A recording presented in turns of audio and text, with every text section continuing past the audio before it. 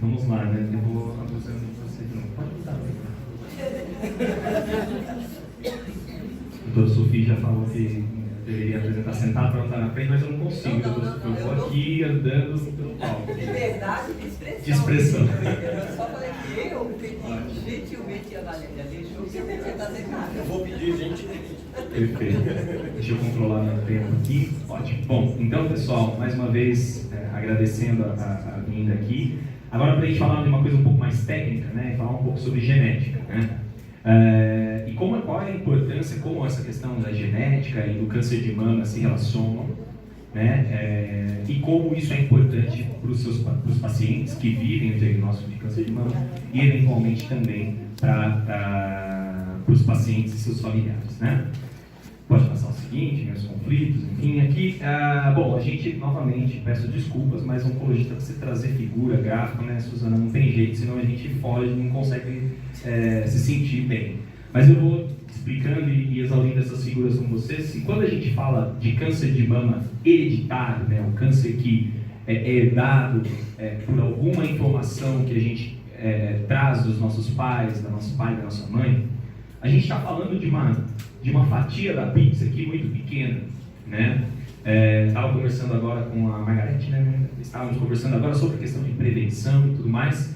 E eu acho que a genética, óbvio, ela tem várias implicações, a gente vai falar brevemente nessa apresentação, mas uma delas é entender que de um universo, de uma pizza toda de pacientes que tem diagnóstico de câncer de mama, a gente tem uma parcela que gira em torno de 5% a 10%, isso varia conforme a localização onde nós estamos, que vão ter algum tipo de câncer que lhe é herdado, que lhe é desenvolvido por uma informação genética, uma informação do DNA daquela célula, daquela paciente. Tá? Então, na maioria das vezes, em torno de 70% a 80%, nós estamos falando de um câncer esporádico. Um câncer que, usando uma linguagem que às vezes a gente fala, é uma loteria mesmo, que a despeito dos estilos de vida, a despeito de fazer exames regularmente, né, Margarete, aquilo que nós fazíamos, que nós estávamos falando, a gente vai acabar desenvolvendo câncer de mama. Existem muitos fatores intrínsecos e biológicos ainda em estudo para tentar entender por que quem não está nesse lado da pizza aqui, quem está lá, mesmo fazendo tudo certo, prevenindo, não fumando, fazendo atividade física regular, combatendo o sedentarismo, tendo uma boa alimentação, fazendo seus exames, por que ainda assim algumas mulheres estarão ali representadas com câncer na mama? Existe um conceito, quando a gente fala de mutação genética, a gente tem que entender que essa mutação, ela às vezes, ela nasce com a pessoa, ela vem herdada da pessoa, ela veio de uma linhagem familiar, veio do pai, da mãe, dos avós, de algum familiar próximo, e eventualmente essa mutação genética ela pode se desenvolver para aquele câncer, naquele pontinho somente desenvolver o câncer. E daí essa figurinha, ela exemplifica bem isso. Nós estamos falando de mutações genéticas que se desenvolvem na ocorrência do câncer. Então é aquela bolinha verde lá na figurinha da mocinha que é cinza ali, tá vendo? Ela não tem mutação no corpo todo, mas ali naquele pontinho verdinho ela desenvolveu um câncer que desenvolveu mutações. A gente chama isso de mutações somáticas, ou seja, alterações no DNA da célula, daquele pedacinho que desenvolveu o câncer e acabou gerando aquela doença. Mas existe o oposto, e daí eu chamo a atenção aqui do que a gente chama de variante germinativa. O germinativo vem da questão germinado, né, do que a gente herda, do que foi germinado do pai, da mãe, é chamada mutação germinativa, ou seja, todas as células, veja que a mulher aqui ela está inteira pintadinha de verde, todas as células dessa mulher têm essa alteração genética que ela herdou, que nasceu com ela, e que naquele pontinho, naquela bolinha, ela desenvolveu o câncer. Tá? Então é esse ponto, é essa ciência que estuda a genética do câncer. Ali, a gente está falando muito mais de medicina de precisão. Paciente com uma genética normal, a gente tem que tomar cuidado com a palavra normal, porque todos somos normais. Essa pessoa aqui que tem a mutação, ela também é normal. Ninguém é mutante, tem superpoderes. Está todo mundo produzindo as mesmas proteínas, trabalhando. Mas o que acontece é que existe um erro, um defeito pontualmente e uma chance de câncer. E a gente entende isso hoje com bastante propriedade. Então, ali a gente está falando de medicina de precisão. Ali, naquela alteração, naquela bolinha, quando eu pesquiso, quando eu avalio, eu consigo entender melhor a característica daquele câncer específico. E aqui eu consigo entender a característica de um indivíduo como um todo e, eventualmente, usar isso de maneira preventiva. Como que a gente faz isso? Isso é um exame, na maioria das vezes um exame de laboratório, tá? Não quero assustar vocês com essas sopas de letrinhas no pleno sábado de manhã, mas hoje em dia são chamados exames de sequenciamento genético, tá? Eu não estou falando de análise do câncer, eu estou falando de uma pessoa saudável que está aqui caminhando na avenida e que por algum motivo eu vou tentar encontrar ela e entender se ela tem ou não um alto risco de câncer. Então eu vou olhar uma célula normal, uma célula que poderia ser da pele, de alguma parte do corpo, mas geralmente a gente pega um exame de sangue ou um exame de saliva para procurar células normais, células que não têm câncer. E eu quero saber, através de pesquisa de genes específicos, o gene é um pedacinho do DNA, ou através de painéis de genes, aglomerando vários genes, entendendo se existe ou não alguma alteração e se essa alteração gera ou não um risco de câncer para aquela paciente. E daí não tem como a gente não falar e mostrar mais e mais gráficos, né? Mas aqui explicar, e essa nova pizza aqui, essas letras super confusas, mas as duas setas mostram pra gente aqui nós temos, quando a gente fala de câncer de mama, a gente está falando de dois genes famosos, não só pela pesquisa, mas até mesmo porque alguns famosos descobriram isso. A gente está falando do gene chamado BRCA1 ou BRCA2. Tá? São dois genes que todos nós temos aqui na sala, todo mundo, em todas as nossas células. E a gente tem, para cada um, uma parte que a gente herdou da nossa mãe e uma parte que a gente herdou do nosso pai. Isso, querendo, gostando ou não do pai e da mãe, tendo o pai próximo ou não, conhecendo o pai, sendo amigo, legal, bonito, alto, baixo, a gente tem. A genética é uma coisa, é uma ciência, gente, que ela está mexendo muitas vezes com coisas que a gente não quer mexer. Né? Então, às vezes a gente fala, como é a sua família? Nem conheço. Né? Eu sou adotado, eventualmente. Então, a gente tem que tomar muito cuidado. Eu acho que toda aquela tecnologia que a gente estava conversando aqui sobre tratar o câncer, quando a gente vai para a genética, a gente tem uma área, um mundo à parte. Né? E daí, a gente tem que saber como usar isso em prol do paciente com câncer e como ajudar, não só no tratamento, enfim, mas na questão preventiva. E o que quer dizer esse gráfico aqui? Que de todos os tipos de genes que podem estar alterados e aumentar o risco de câncer, a parcela de BRCA1 e BRCA2 são as maiores. Tá? Então esse é o gene mais estudado em câncer de mama e é um gene de bastante interesse quando a gente descobre pacientes que têm essa alteração. Quando que a gente suspeita? Então aqui tem alguns conceitos técnicos, eu vou destrinchar isso para vocês, mas é possível que em algum momento vocês vão ouvir falar isso, ou a gente vai falar isso aqui, mas o câncer ele é uma doença da idade. Né? Qual é a mulher ou o homem que a gente espera que venha desenvolver o câncer?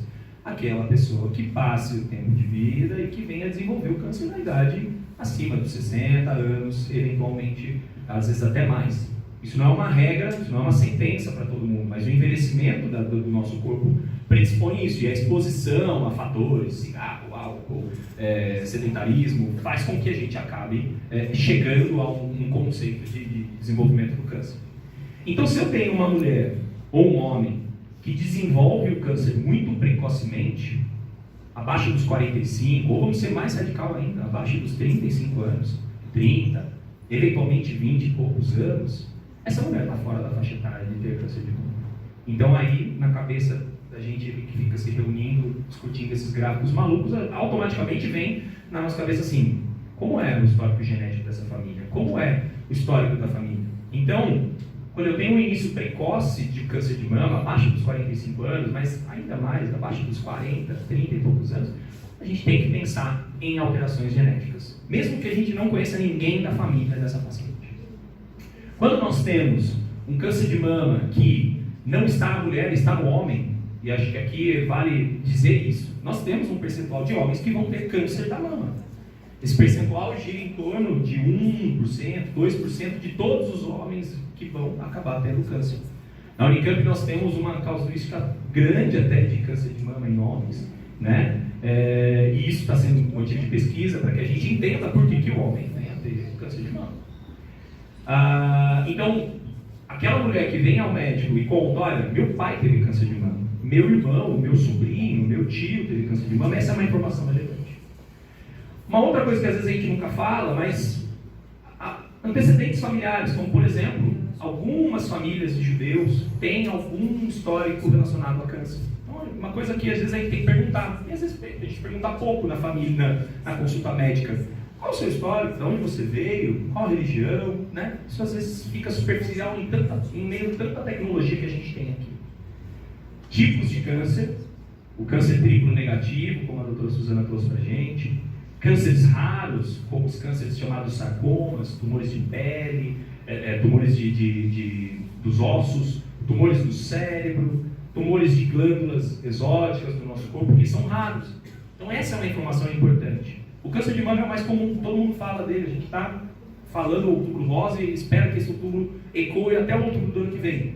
Mas pouco se fala do câncer de cérebro, do câncer de pele, do câncer de partes moles. E essa informação para aquela mulher que está tratando câncer de mama é importante. Então, se ela vem para mim com 32, 33 anos com câncer de mama, que já me chamou a atenção, me conta uma história de um familiar do sexo masculino que teve também câncer de mama, e teve um sobrinho que faleceu com 15 anos com um tumor de perna, essa mulher é uma mulher que precisa ser investigada do ponto de vista genético. Tá?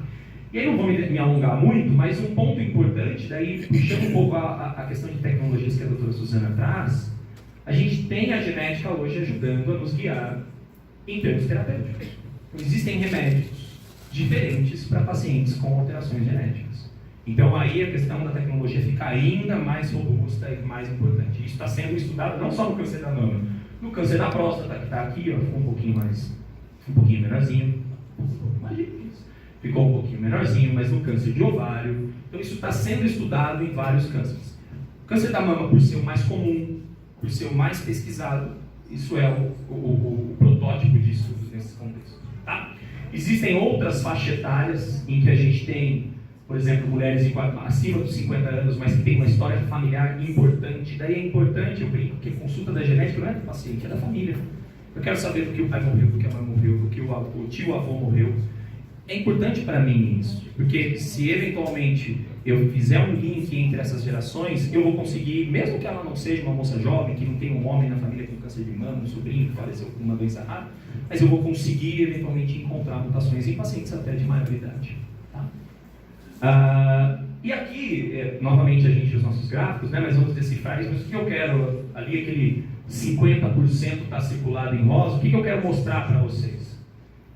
Aqui, conforme passam os anos, então ali embaixo, 20, 40 anos, 60 anos, 80 anos, uma mulher da população normal, que não tem a normal, cuidado, né? Uma mulher que não tem a mutação genética do BRCA1, do BRCA2, ela vai ter um risco de câncer de mama ao longo do envelhecimento. Essa linha de baixo aqui, ela vai desenvolver câncer de mama na idade avançada, ela pode desenvolver câncer de mama na idade avançada, e isso é um risco populacional.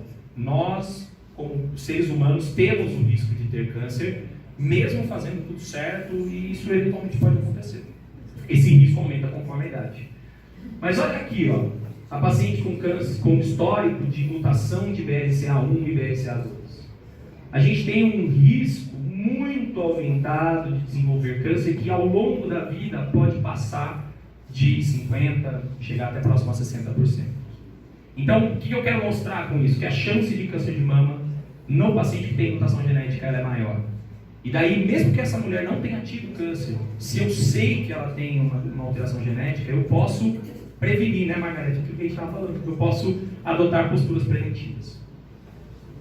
Acho que esse é o último gráfico que eu vou mostrar, né, porque também é a minha última palestra, mas assim, o que quero dizer? Que às vezes a mutação genética não quer dizer só um risco do câncer de mama. Ele quer também dizer o risco de outro tumor que se associa ali ao que nós chamamos de síndrome genética. Então, quando a gente fala síndrome de mama e ovário, da onde vem essa correlação? Está aqui. A mulher com mutação de BRCA1, que é o gráfico de lá, olha lá, ao passo que os anos passam, tanto a curvinha azul, que é o paciente BRCA1, como a curvinha azul, a laranja, que é o BRCA2, eles aumentam o risco de câncer de mama. Eu já mostrei isso para vocês no slide anterior. Mas olha o câncer de ovário também. Né? Então a gente também tem um risco aumentado de câncer de ovário. E se eu sei disso, o que eu posso fazer com isso? Então, qual é a importância dessa informação, que é extremamente técnica, extremamente densa dentro do contexto de toda aquela questão da jornada do paciente que a gente comentou ao longo das palestras do primeiro momento da nossa conversa? Como é que eu posso usar isso em nosso favor? E daí, o Juliano não está mais aqui, mas ele falou uma coisa que é extremamente importante: o poder da informação. Você conhecer o seu direito legal, você conhecer a importância da prevenção básica de exercício físico, alimentação, tudo isso que a gente vem falando, conhecer o poder da informação, do diagnóstico rápido, do acesso rápido, como não achei mais a Maria aqui que fez a pergunta da demora, né? Então você ter esse conhecimento dessas informações te dá poder e você pode agir isso em prol de melhorias, né? Acho que é isso muito que o Rosa prega.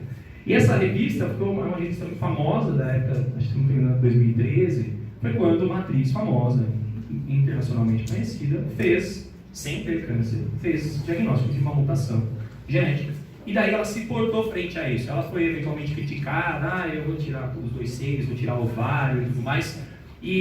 Eu não coloquei isso para não ficar muito denso, mas eu não quero que vocês saiam daqui com a ideia de que ter mutação genética é igual a tirar tudo. Tira tudo.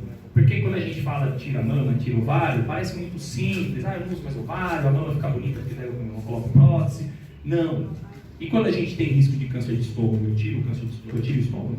Né? Então é complicado, a gente não pode sair mutilando as pessoas achando que só pela questão da genética a gente vai prevenir. Então não é isso. Existe uma rotina de exames que é o que o poder da informação nos traz. Então, o que fazer frente a uma mutação genética, para a gente finalizar? Prevenção. Então a gente consegue prevenir, a gente consegue, ao invés de começar a mamografia com 40 anos, como a maioria das mulheres deve começar, a gente começa antes. Então se eu sei que eu tenho uma menina de 20 anos que tem mutação genética, e que eu nem conversaria sobre câncer de mama com ela, mas se ela sabe, por qualquer que seja o motivo, ela fez esse exame, por causa de alguém da família e tudo mais, essa menina começa a fazer exames mais cedo. Eventualmente, essa menina não vai fazer uma mamografia convencional, ela vai acompanhar já com um mastologista e fazer um exame de maior definição, como por exemplo a ressonância. Igor, então todo mundo tem que fazer ressonância. Vamos usar a fala do Dr. Juliano. Usar a tecnologia para quem precisa. Óbvio que a ressonância é um ótimo exame, mas não tem para todo mundo. Então, para a menina que tem mutação genética, é um exame importante. Daí ela previne, ela eventualmente diagnostica alguma lesão suspeita precocemente. A gente vai vigiar essa paciente. Então, essa paciente precisa estar próximo do médico dela, ela tem que ter o contato do médico, ela tem que ter acesso a isso. A gente tem lutado para que isso faça parte dos institutos públicos de saúde. No CAISM, a gente teve recentemente uma pesquisa de acesso a esses exames genéticos para mulheres, né? Uma pesquisa que muitas mulheres conseguiram fazer um exame que há 10, 15 anos atrás custava mais de 15 mil reais, hoje ainda é custoso, custa em torno de 2 mil reais, e no SUS fizeram de graça. Então, quem sabe isso mais para frente vai chegar para toda mulher que tiver indicação. Né? Eu recentemente tive uma conversa com a minha esposa sobre pensando em filhos e tudo mais, e a gente pensou se a gente queria fazer um exame genético. Eu falei, jamais. Não tem ninguém de câncer que morreu na família. Por que eu vou me colocar com, eu tenho acesso à informação, aquela história do médico, né, de pesquisar e tudo mais. Então tem que fazer para quem precisa. Mas quem precisa, quem compra, consegue se prevenir, consegue se vigiar. Existem estratégias sedutoras de risco. E daí a retirada preventiva do seio, né, o Dr. depois está aqui, vai falar dos aspectos cirúrgicos, é uma cirurgia totalmente diferente da cirurgia de tratamento.